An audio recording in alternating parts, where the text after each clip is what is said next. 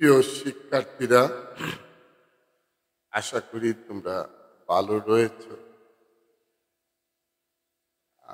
আজকে আমি তোমাদের এইচএস ফার্স্ট ইয়ারের MIL বেঙ্গলি কবি জসিমউদ্দিনের লেখা বসিরদ্দি মাছ ধরিতে যায় এই কবিতাটি নিয়ে আলোচনা করব। অবশ্য তোমরা সেটা শুনবে প্রথম থেকে শেষ পর্যন্ত এবং আমার আলোচনাগুলো অনুসরণ করবে। ভালো করে খেয়াল করবে, খাতায় নোট করবে কথাগুলো, যাতে করে পরবর্তীতে পরীক্ষার সময় লিখতে বা উত্তর করতে তোমাদের সহযোগিতা হয়, সহজ হয়।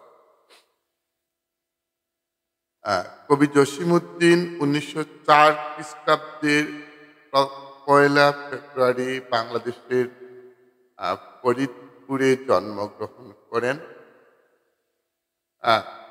তিনি একজন উঁচু মাপের কবি এবং তাকে পল্লী কবি বলা হয় থাকে। কবি জসিমউদ্দিনকে বিশেষ করে পল্লী বাংলার একেবারে ধুলো মাটির কথা, পল্লী বাংলার সহজ সরল সাধারণ মানুষের কথা তার কবিতায় স্থান পেয়েছে।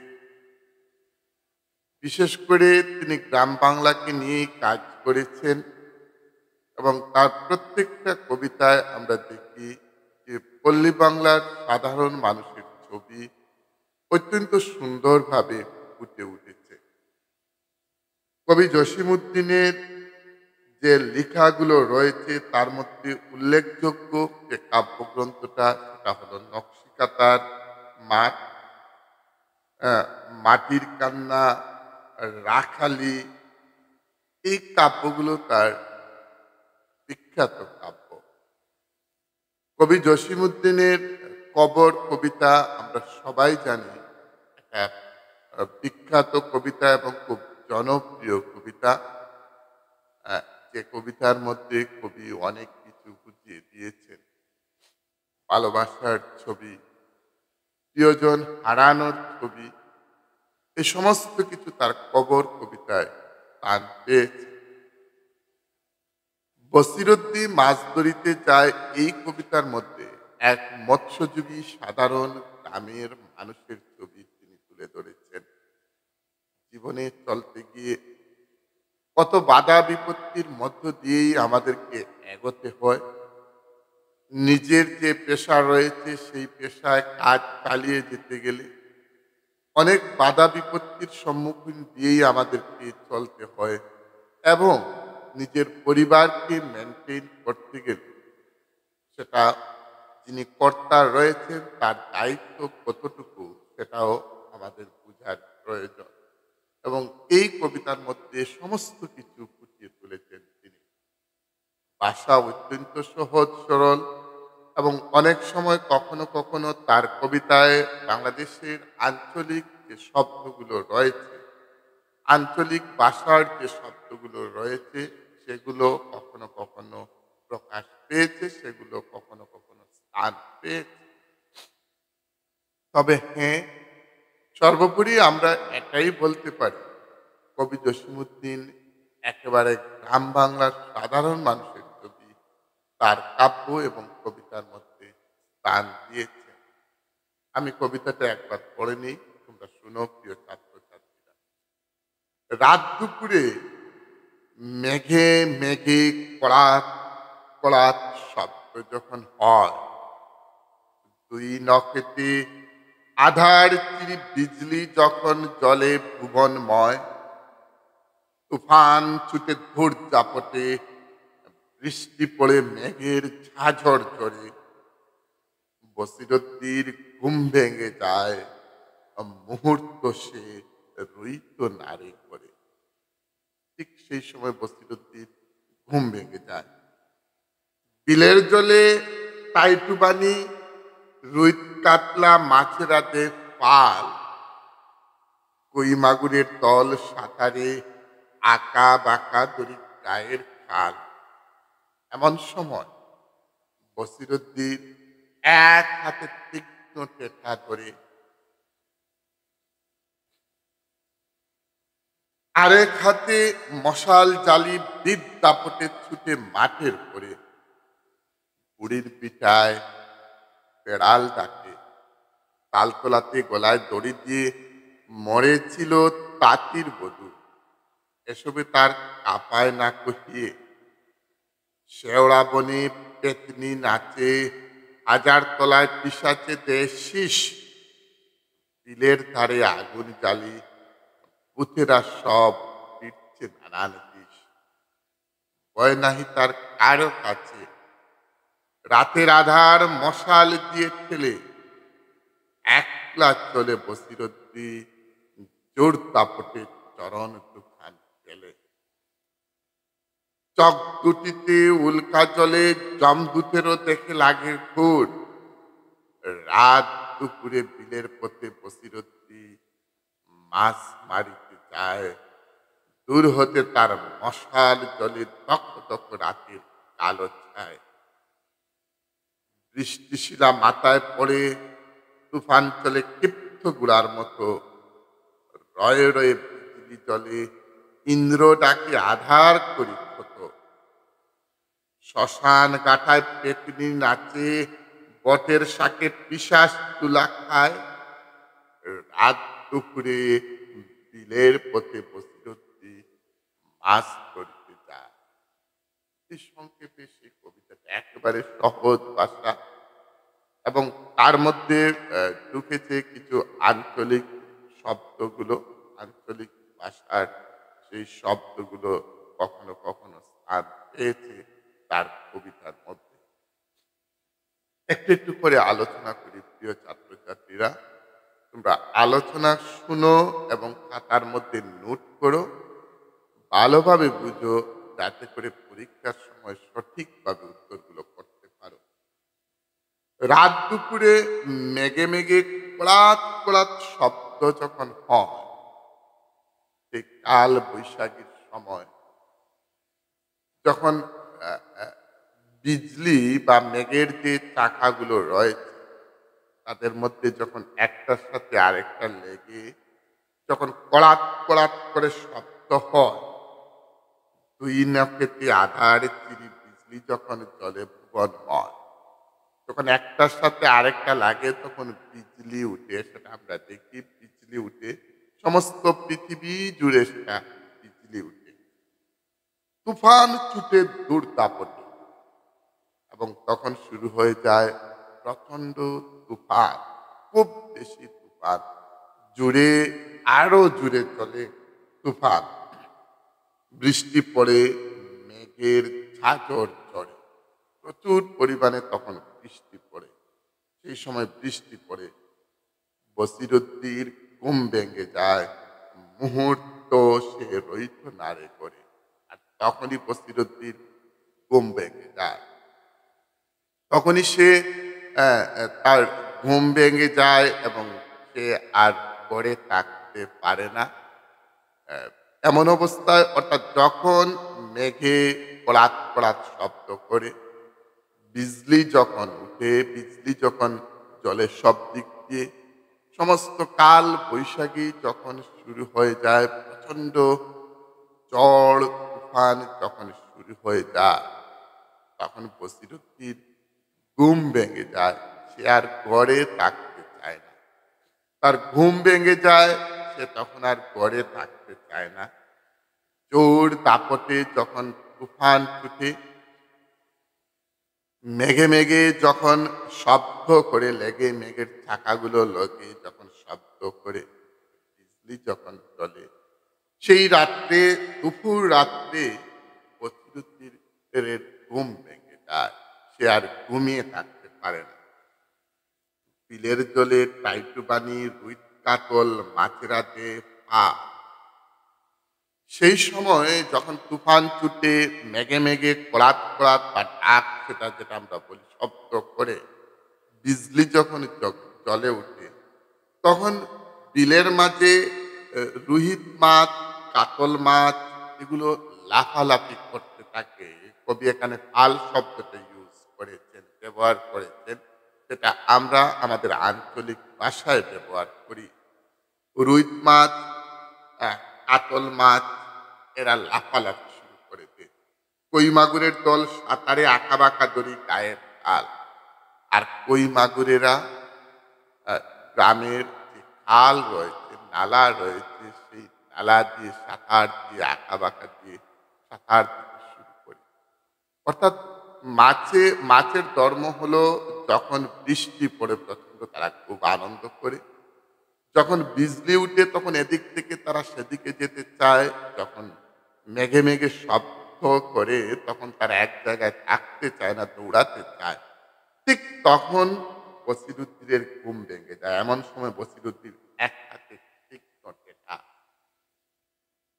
আর ঠিক সেরকম সময়, সেই সময় বসিরুদ্দিন করে কি, এক হাতে তার দাঁড়ালো মাছ ধরার একটা অস্ত্র, টেটা, যেটা আমাদের আঞ্চলিক ভাষায় আমরা কুচা বলি, সেই টেটাটা সে হাতে নিয়ে বেরিয়ে যায় মাছ ধরতে।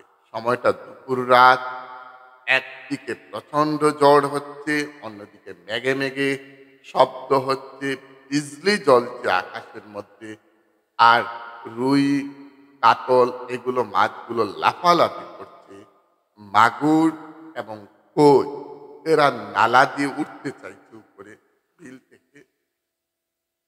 ঠিক সেই সময় বসিরুদ্দিন মাছ ধরার সেই ধারালো যে অস্ত্র টেকা, সেটা হাতে নিয়ে সে ঘর থেকে বেরিয়ে পড়ে বিলের উদ্দেশ্যে যাওয়ার জন্য সেখানে গেছে মাছ ধরবে। আর এক হাতে মশাল জারি বীর দাপটে ছুটে মাঠের পরে, এক হাতে তার তীক্ষ্ণ টেটা আর অন্য হাতে তার মশাল। সে মাঠের দিকে শুধু যাচ্ছে আর যাচ্ছে, এরকম অবস্থা। মাঠের দিকে সে যাচ্ছে। বুড়ির বেটায় বিড়াল ডাকে, এমন অবস্থা, বুড়ির বিঠায় তখন বিড়াল ডাকছে। ভয় নেই তার। তালতলাতে গলায় দড়ি দিয়ে মরেছিল তাঁতির বধূ। আমাদের একটা অন্ধবিশ্বাস রয়েছে যে যারা কেউ যদি আত্মহত্যা করে মরে, তাহলে তার আত্মা সব দিক দিয়ে ঘুরে বেড়ায়। সেটা সাধারণ মানুষের, গ্রামের সাধারণ মানুষের, শুধু গ্রামের বললে ভুল হবে, সাধারণ মানুষের একটা অন্ধবিশ্বাস যেটা রয়েছে। এবং তালতলাতে তাঁতির বধূ গলায় দড়ি দিয়ে আত্মহত্যা করেছিল। বুড়ির বিটায় রাত্রে ভূত হয়তো বিড়ালের রূপ ধরে ডাকছে। যে মেয়েটা তালতলাতে তাঁতির বউ গলায় আত্মহত্যা করে দিয়েছিল, সেই তালতলা দিয়ে সে যাচ্ছে।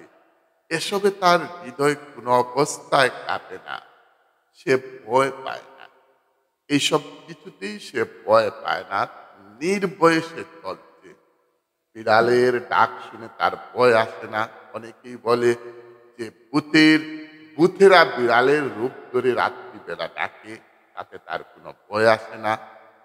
দ্বিতীয়ত, যে তাঁতির বধূ গলায় দড়ি দিয়ে আত্মহত্যা করেছিল, তাতেও তার কোনো ভয় আসে না, কোনো ধরনের কোনো ভয় নেই। সেই তাঁতির বধূর আত্মহত্যা দেখে বা শুনে তার কোনো ভয় নেই, কারণ সে ভয় পায় না। তার গন্তব্যস্থলে তাকে পৌঁছতে হবে। প্রিয় ছাত্রছাত্রীরা, একটাই কথা বলি, মানুষ যখন তার পেশাকে নেশা হিসাবে গ্রহণ করে, তখন সে যে কোনো বাধা তাকে আটকাতে পারে না। সে শুধু এগিয়ে যেতে চায় তার গন্তব্যস্থলে, কোনো কিছুই তাকে আটকাতে পারবে না এবং পারে না। তাই সে শুধু তার গন্তব্যের দিকে এগিয়ে যাচ্ছে, যে আমাকে বিলে পৌঁছতে হবে এবং সেখান থেকে আমার যে হাতে রয়েছে ধারালো অস্ত্র, সে তীক্ষ্ণ টেটা, সেটা দিয়ে আমাকে মাছ ধরতে হবে। মাছের মধ্যে রয়েছে রুই মাছ, কাতল মাছ, মাগুর মাছ, কই মাছ। মনে রাখো, এই নামগুলো রাখার দরকার মনে, কারণ এগুলো দিয়ে পরীক্ষায় আসে। এই মাছগুলো আমাকে ধরতে হবে, যেগুলো কিছু কিছু মাছ রুই এবং কাতল, এগুলো লাফালাফি করছে। মাগুর এবং কই নালা দিয়ে উপরে উঠছে। আমাকে সেই টেটা দিয়ে মাছ ধরতে হবে। হাতে তার রয়েছে মশাল, আলো জ্বালিয়ে সে শুধু এগিয়েছে। সেই বিটায় তাঁতির বধূ সুইসাইড করেছিল, আত্মহত্যা করেছিল। তাতে তার কোনো ভয় নেই, তার আত্মা ঘুরে বেড়াচ্ছে কিনা না। বুড়ির বিটায় বিড়াল ডাকছে, অনেকেই বলে ভূত বিড়ালের রূপ ধরে ডাকে। সেগুলোতেও তার কোনো ভয় নেই, কারণ তাকে তার গন্তব্যস্থলে অবশ্যই পৌঁছতে হবে। তাকে আটকাতে পারছে না ঝড় তুফান, তাকে আটকাতে পারছে না বিজলি, আকাশের বিজলি, তাকে আটকাতে পারছে না মেঘের চাকার সেই কড়াত কড়াত শব্দ, তাকে আটকাতে পারছে না তালতলার তাঁতির বধূর সেই আত্মাটা, তাতে আটকাতে পারছে না বুড়ির বিটায় যে ভূতটা বিড়ালের রূপ ধরে ডাকছে। কেউই তাকে আটকাতে পারছে না। সে শুধু সামনের দিকে এগোচ্ছে, সামনের দিকে এগোচ্ছে। শেওড়া বনে পেতনি নাচে, হাজারতলায় পিসাচে দেশি। শেওড়া বনে নাচছে পেতনিরা, হাজারতলায় পিসাচেরা ভূতেরা শীষ দিচ্ছে। বিলের দ্বারে আগুন জ্বালি ভূতেরা সব করিছে নানান দিক। আর সেই দুপুর রাত্রিতে বিলের দ্বারে আগুন জ্বালিয়ে ভূতেরা ওদিকে ওদিকে ঘুরছে, যেটা লোকমুখে প্রচলন, গ্রামের লোকমুখে প্রচলন। এটা মানুষের একটা অন্ধবিশ্বাস। ভয় নাহি তার কারো কাছে, সে কাউকে ভয় করে না। রাতের আধার মশাল দিয়ে ফেলে, সে কাউকে ভয় করছে না। ভয় করছে না কাদেরকে? ভালো করে খেয়াল করো কথাগুলো, এগুলোই তোমাদের প্রশ্ন আসে। শেওড়া বনে পেতনি নাচে, শেওড়া বনে নাচছে ভূত পেত গুলো। হাজরাতলায় ভূতেরা শীষ দিচ্ছে, বিলের দ্বারে আগুন জ্বালিয়ে ভূতেরা এদিকে সেদিকে ঘুরছে। কিন্তু কোনো কিছুতেই বসিরুদ্দিনের ভয় নেই, কারণ সমস্ত রাতের অন্ধকার, সমস্ত ভয় সে মশাল জ্বালিয়ে শুধু সামনের দিকে এগোচ্ছে। একলা চলে বসিরুদ্দির জোর দাপটে চরণ তুফান বলে। সে শুধু একলাই চলছে, পা ফেলে শুধু একলাই চলছে, সামনের দিকে এগিয়ে যাচ্ছে, একলা চলছে তার চরণ ফেলে। হাতে তার তীক্ষ্ণ টেকা, তার যন্ত্র শুধু একটাই, সেই মাছ ধরার সেই যন্ত্রটা তীক্ষ্ণ টেকা। গায়ে তার মশের মতো ঝোঁক, প্রচন্ড শক্তি নিয়ে এগোচ্ছে। কবি তুলনা করছেন মহিষের সাথে। প্রচন্ড শক্তি নিয়ে শুধু সে এগোচ্ছে মাছ ধরার জন্য। কোনো বাধাই তাকে আটকাচ্ছে না, না প্রাকৃতিক বাধা, না ভূত প্রেতের কোনো বাধা, বা প্রাকৃতিক দুর্যোগের কোনো বাধা, না ভূত প্রেতের কোনো বাধা। কোনো বাধাই তাকে আটকাচ্ছে না। চোখ দুটিতে উল্কা জলে জমদূতেরাও দেখে লাগে গোল। তার চোখের মধ্যে আগুন জ্বলছে। আমাকে পৌঁছতে হবে ওই জায়গায়, এখান থেকে মাছ আমাকে ধরতেই হবে, এইগুলো বাজারে আমাকে বিক্রি করতেই হবে। এগুলো বিক্রি করে আমি আমার পরিবার চালাবো। এটা একটা সমাজের কথা তুলে আনলেন কবি। এগুলো বিক্রি করে আমি আমার পরিবার চালাবো, আমার সংসার চলবে এদিকে। তাই আমাকে ভয় পেয়ে গেলে চলবে না, আমাকে শুধু এগোতে হবে, সামনের দিকে এগোতে হবে। হাতে তার তীক্ষ্ণ টেটার রয়েছে, আর তার চোখগুলো দেখতে একেবারে যেন লাল, রক্তে লাল হয়ে গেছে, যেটা মৃত্যুদূত দেখলে তাকে ভয় করবে। এমন অবস্থা, এমন শক্তি নিয়ে, মহিষের মতো শক্তি নিয়ে বসিরুদ্দিন শুধু সামনের দিকে এগোচ্ছে, শুধু সামনের দিকে এগোচ্ছে। কেউ তাকে আটকাতে পারছে না। রাত দুপুরে বিলের পথে বসিরুদ্দিন মাছ মারিতে যায়। এই দুপুর রাত্রে বসিরুদ্দিন মাছ মারতে যায়, মাছ ধরতে যায়। সেই মাছগুলো কি কি? রুই মাছ, কাতল মাছ, মাগুর মাছ, কই মাছ, এগুলো সে মারতে যায় দুপুর রাত্রে। দূর হতে তার মশাল জলে দকদক রাতের কালো ছাপ। সেই রাতের অন্ধকারে, রাতে কালো অন্ধকারে তার মশাল জেলে সমস্ত অন্ধকারকে দূর করে শুধু এগোচ্ছে। বৃষ্টিশিলা মাথায় পড়ে, বৃষ্টির শিলাবৃষ্টি হচ্ছে। সেই শিলাবৃষ্টিগুলোর শিলা তার মাথায় পড়ছে, অনবরত তার মাথায় পড়ছে সেই শিলাগুলো। তুফান চলে ক্ষিপ্ত গুড়ার মতো, আর এত স্পিডে গুড়ার মতো তার তুফান চলছে, এত স্পিড সেই তুফানের মধ্যে। কিন্তু সেই শিলাও তাকে আটকাতে পারছে না, সেই কাল বৈশাখী তুফানও তাকে আটকাতে পারছে না। সে শুধু এগিয়ে যাচ্ছে, এগিয়ে যাচ্ছে। রয়ে রয়ে বিজলি জ্বলে, ইন্দ্রটাকে আধার করি কর। আকাশে বিজলি জ্বলছে, শব্দ করছে মেঘের জুড়ে জুড়ে। যে কোনো সময় বিজলি পড়ে তার মৃত্যু পর্যন্ত হতে পারে, কিন্তু মৃত্যুকেও সে ভয় করে না। যে কোনো মুহূর্তে আকাশ থেকে বিজলি পড়ে তার মৃত্যু হতে পারে, কিন্তু কোনো অবস্থা সে মৃত্যুকেও ভয় করে না। শ্মশান গাটায় পেতনি নাচে, পেতনিরা রাত্রে শ্মশান গাটায় বটের শাকে পিশাচ তুলা খায়। বটের শাখায় বট গাছের নিচে ভূত প্রেতরা নাচছে। রাত দুপুরে বিলের পথে বসিরদ্দির মাছ ধরতে যায়। আর এই দুপুর রাতে এরকম পরিস্থিতির মধ্য দিয়েই বসিরুদ্দিন মাছ ধরতে যায়। তাহলে কি পেলাম? আকাশ থেকে বৃষ্টির সেই শিলাপাথর পড়ছে, বিজলি জ্বলছে, যে কোনো মুহূর্তে তার উপর বিজলি পড়ে যেতে পারে, কিন্তু বসিরুদ্দিন শুধু এগোচ্ছে। ভূতেরা নাচানাচি করছে শ্মশানের মধ্যে, পেতনিরা নাচানাচি করছে শ্মশানের মধ্যে, পিশাচরা ধুলা খাচ্ছে, এদিক সেদিক ঘুরছে পিশাচরা ভূতরা, কিন্তু বসিরুদ্দিনকে কেউ আটকাতে পারছে না। বসিরুদ্দিন এগিয়ে যাবে। ছাত্রছাত্রীরা, যখন আমাদের পরিবারকে মেনটেন করতে হয়, যখন আমাদের পরিবারকে নিয়ে এগিয়ে যেতে হয়, তখন আমরা কোনো বাধাই আমাদেরকে আটকায় না। তোমরা জানো কিনা না, মেঘালয়ে যখন শ্রমিকরা কয়লার খনিতে ঢুকে, কয়লার খনিতে কয়লা খনন করার জন্য মেঘালয়ের বিভিন্ন কয়লার গুহায় বা খনিতে যখন তারা ঢুকে কয়লা কাটার জন্য, কয়লা খুঁড়ে নিয়ে আসার জন্য, মাথার উপরে কিন্তু তারা শুয়ে শুয়ে কয়লা কেটে নিয়ে আসে। ভালো করে দেখবে, মেটারটা গুগলে সার্চ করলেই পাবে। শুয়ে শুয়ে তারা কয়লা খনন করে, খনির ভিতর ঢুকে কয়লা খনন করে নিয়ে আসে শুয়ে শুয়ে। মুহূর্তের মধ্যে এমনও হতে পারে সে দাঁড়াতে পারে না, বসে বসে না হলে শুয়ে শুয়ে তারা করে কাজটা। তারা নিজেরা দাঁড়াতে পারে না পর্যন্ত।